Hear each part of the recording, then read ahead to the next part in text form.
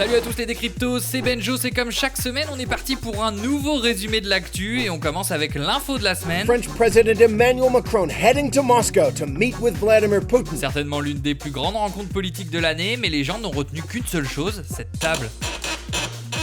Sinon sur Twitter, j'ai aussi trouvé cette vidéo. Cette journée tombe au 30e anniversaire de... Je veux ici redire combien la relation bilatérale... Évidemment, Macron n'a pas emmené de mégaphone avec lui et il n'a pas non plus emmené Valérie Pécresse. Я хочу сказать гордому русскому народу, что мы должны вместе строить. Pécresse a deux doigts de textoter avec Poutine, au moins elle pourrait lui envoyer les nouveaux emojis. A new emoji, a pregnant man in your text messages. La nouvelle est très vite arrivée en France et peut-être même un peu trop vite. Ce monde ne va pas du tout, je suis désolée, mais je manifeste jamais, mais là, faut descendre dans la rue. Bref, un emoji d'homme enceint, ça fait réagir, y compris chez les Bretons. Il y a une pétition qui a demandé le drapeau breton, il n'a pas été mis en place. Je pars au combat et je m'y oppose avec fracas.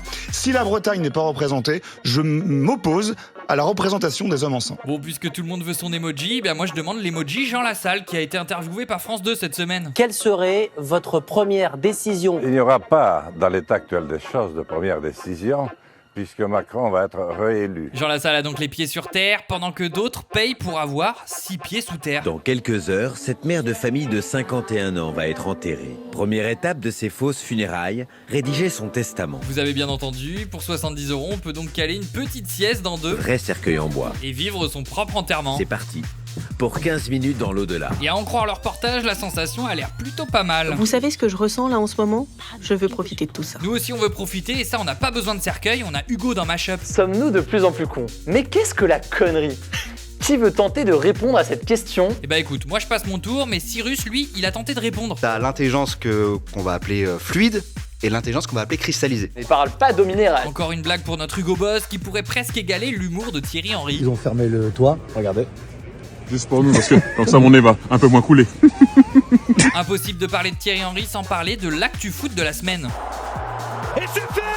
Le Sénégal écrit l'histoire! Les Sénégalais, meilleure équipe du moment, après peut-être celle-ci. Entre quatre vestes et le buisson, déferle un flot de pression.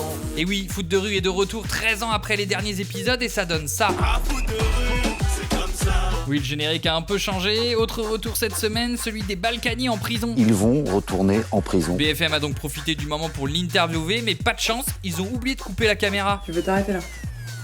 Et vous vous en doutez, il ne va pas s'arrêter là du tout. C'est sous une montagne de dettes. Je sais pas si c'est 10, si c'est 15 millions. Autant d'argent, ça a de quoi nous faire trembler, et c'est pas Gérard Darmon qui nous dira le contraire. D'abord, c'est un homme qui tremble parce qu'il parle.